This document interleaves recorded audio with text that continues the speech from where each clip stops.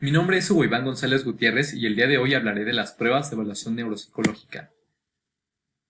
Bien, vamos a dar una pequeña introducción al principio de esta presentación y posteriormente pasaremos a la exposición de cada una de las siguientes baterías, de las cuales hablaremos de las características, autores, dominios que evalúa y aplicaciones clínicas y de investigación. Bien, como introducción, ¿qué es la evaluación neuropsicológica?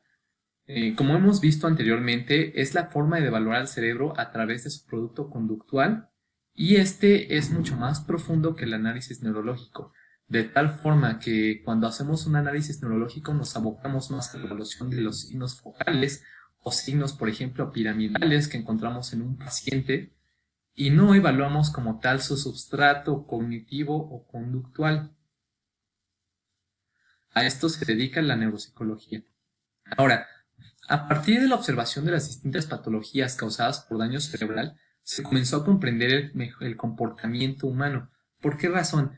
Bueno, si llegaba un paciente el que había sufrido un daño, un balazo en ciertas áreas del encéfalo y éste había sobrevivido, se observaba qué cambios conductuales tenía, por lo que entonces surgió la corriente del localizacionismo, en la que se decía que había áreas cerebrales específicas para cada una de las funciones. Sin embargo, actualmente se maneja la teoría del holismo o holística, en la que hablamos de que todo el encéfalo se dedica a cada una de las funciones cognitivas, no solo una área específica.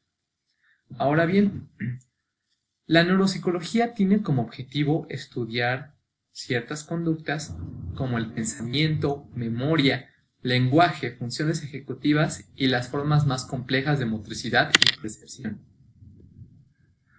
Bien, comenzaremos a hablar de Neuropsy, que es la batería neuropsicológica breve en español. Esta fue una batería desarrollada en el año de 1999, originalmente por la doctora Feggy Ostrowski Solís, Alfredo Ardila y Mónica Rosselli, quienes fueron pioneros en México para el desarrollo de la neuropsicología y estuvieron o están actualmente realizando todavía más investigaciones sobre neuropsicología en la UNAM. Ahora, ¿cuáles van a ser las principales características de esta batería? Bien, esta va a ser una batería de evaluación neuropsicológica breve, la cual va a tener un intervalo de edad desde 16 a 80 años, ¿de acuerdo? Por lo que, bueno, esta fue de la evaluación original que ellos desarrollaron y esta va a tener 4 niveles de escolaridad que va desde los 0 años, 1 a 4 años, 5 a 9, 10 a 24 años de estudios. Esta va a tener una alta confiabilidad de tal manera que va a utilizar el test-retest y la evaluación de interevaluador. ¿Cuál fue la estandarización para hispanohablantes? Bueno, esta se realizó en 883 sujetos monolingües que iban desde los 16 hasta los 85 años. Estos iban a dividirse en 4 niveles educativos, que iban a ser nula o 0 años de educación, baja que es de 1 a 4, media de 5 a 9 y alta de 10 a 24. ¿Qué es lo que podía evaluar en qué pacientes se podía utilizar esta prueba neuropsicológica? Bien, en pacientes con demencia, depresión, lupus, que es una enfermedad sistémica que afecta también al sistema nervioso, esquizofrenia, alcoholismo, daño cerebral e hipertensión y todas sus secuelas que pueden comprometer el funcionamiento del encéfalo. Bien, ¿qué dominio se evalúa?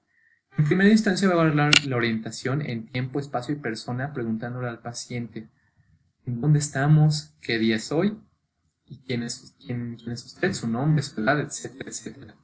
Posteriormente evaluaremos la atención y la concentración. En el tercer rubro se evaluará la codificación de tal manera que se observará la memoria verbal espontánea y el proceso visoespacial. Ahora bien, se evaluará el lenguaje.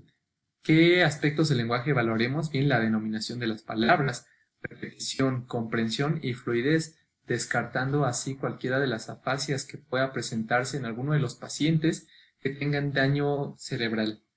Se evalúa también lectura, escritura, funciones ejecutivas, en donde vamos a ver semejanzas. Al paciente se le dice en qué se parece una manzana a una pera.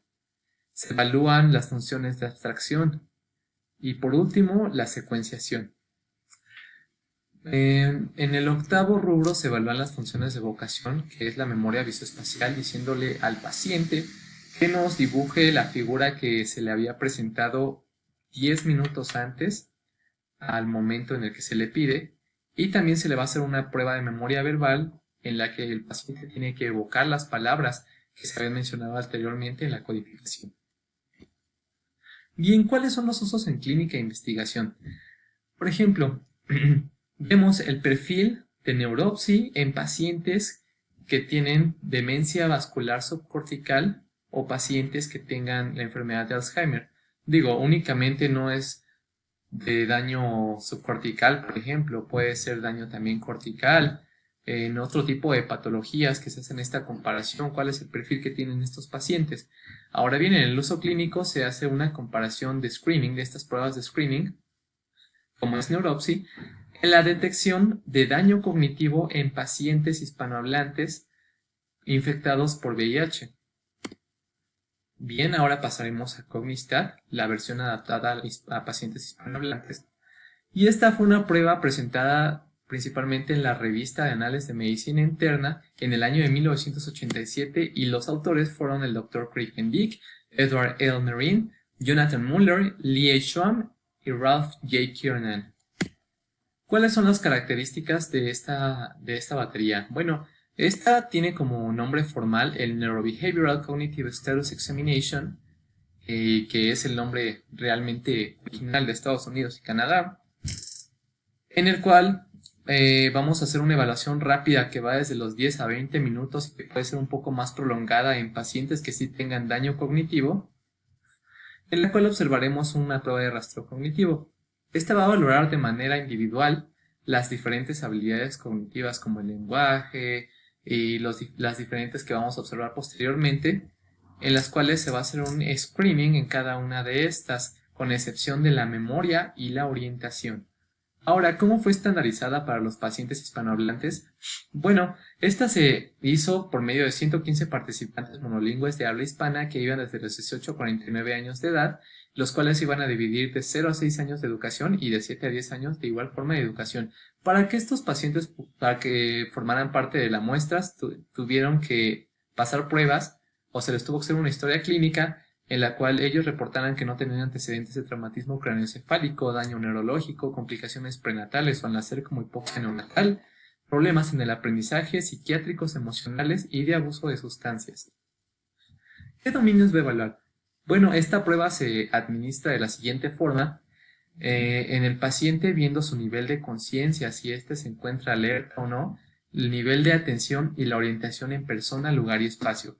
Una vez que se hayan evaluado estos rubros, pasaremos a evaluar las funciones cognitivas como el lenguaje mencionado anteriormente, en el que vemos fluidez, comprensión, repetición, denominación, las construcciones, memoria, abstracción y razonamiento, en el que valoremos similitudes y juicio. Bien, ante estos pacientes, la evaluación que se les hace es primero un screening. Si estos pacientes pasan el screening, ya no tienen que pasar a la segunda fase en la que se tienen que hacer. Se llama metric, en la cual se hacen, si fallan el screening, pasan al metric y se hacen otras pruebas para ver cuál es el daño cognitivo que tienen. De tal manera que esté organizado de la siguiente forma: sobre el eje de las X tenemos cada uno de los dominios, como por ejemplo tenemos el nivel de conciencia, orientación y atención, y posteriormente los dominios cognitivos como el lenguaje hasta razonamiento, y aquí observamos por ejemplo en los pacientes en el nivel de conciencia que tienen alerta o pueden estar dañados, de tal manera que esta línea puede demarcar el horizonte clínico en ellos. Posteriormente estos se van a ver, por ejemplo, en este paciente que tiene un daño moderado, puede ser leve, moderado o severo. Bien, aquí tenemos un ejemplo de la prueba de Cognistat de Neurobehavioral Cognitive Status Examination adaptada al español. De igual manera tenemos exactamente lo mismo, marcamos el horizonte clínico, aquí no se ve evidente, pero podemos ver, por ejemplo, el daño si es menor, moderado o severo. ¿Cuáles son los usos clínicos en investigación? Bueno, esta prueba está indicada para pacientes con EBC, demencia, lesión cerebral traumática, trastornos psiquiátricos y abuso de sustancias. Ahora, Aquí, por ejemplo, tenemos el uso de esta Neurobehavioral Cognitive Status Examination en pacientes hospitalizados de la tercera edad. Ahora podemos utilizarla también para pruebas a futuro en investigación como una predicción de la rehabilitación funcional en pacientes con daño cerebral, ¿no? Como puede ser, por ejemplo, con EBC.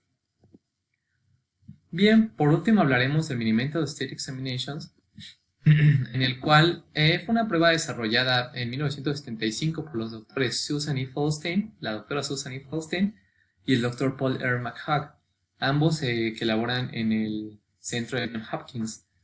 Y bien, esta prueba es muy conocida porque es la más utilizada en el ámbito clínico debido a que es una prueba muy corta. Como aquí dice, es un instrumento corto y sencillo que va a tener una duración de 5 a 10 minutos y se utiliza para detectar discapacidad cognitiva, demencia y delirio en pacientes psiquiátricos y neurológicos. Esta prueba va a contener 11 ítems y la puntuación máxima en ellos va a ser de 30 puntos. Esta va a tener, por lo general, verificamos 80% de sensibilidad y 77.5% de especificidad. Ahora, para la estandarización se utilizaron 430 sujetos hispanohablantes de 16 a 85 años de edad que se dividieron en los diferentes grupos etarios en ABC de 16 a 50, 51 a 65 y 66 a 89, los cuales de igual forma se dividieron en los diferentes grados de escolaridad: nulo, bajo, medio u alto. Ahora, para que estos pacientes formaran parte de esta estandarización, ellos no tenían que haber cursado con antecedentes de demencia, enfermedad neurológica o psiquiátrica, y ellos tenían que estar activos funcionalmente e independientes. Ahora, ¿qué dominios va a evaluar el Mini-Mental Test? Pues bien, de igual forma que los anteriores, va a evaluar la orientación, tiempo, lugar y persona, el registro, la repetición de palabras, atención y cálculo, evocación, lenguaje, la denominación, repetición, comprensión, igual para descartar cualquier daño en el área de Broca, en el fascículo arcuato o en el área de Wernicke. Se va a evaluar también la lectura, escritura y el dibujo. Ahora, posteriormente aquí tenemos un ejemplo de cómo es este Mini-Mental Test en que se evalúa la orientación, tiempo, lugar y persona, el registro, atención y cálculo, la evocación, lenguaje, lectura, escritura y dibujo. ¿Cuáles son los usos clínicos en investigación? Bueno, aquí tenemos un pequeño artículo del Sevier en el que se habla de musicoterapia en la enfermedad de Alzheimer, los efectos cognitivos, psicológicos y conductuales, en los cuales a estos pacientes con Alzheimer se les evaluó con este Mini-Mental Status Examination para ver qué tanto la musicoterapia tenía una mejoría o si paliaba los síntomas o si simplemente no tenía significancia el utilizar esta musicoterapia en estos pacientes por medio de este Mini-Mental Test, Mini-Mental State Examination, perdón. Ahora bien, aquí tenemos, por ejemplo, el Mini-Mental State Examination para la detección de demencia en pacientes en los que no se había detectado clínicamente la demencia, ¿no? En pacientes de 65 años que no sabían que tenían demencia, y para hacer una evaluación de cuántos y cuáles de esos pacientes eran, se utilizó el Mini-Mental State Examination. Y bien, esto sería todo por mi parte. Muchas gracias.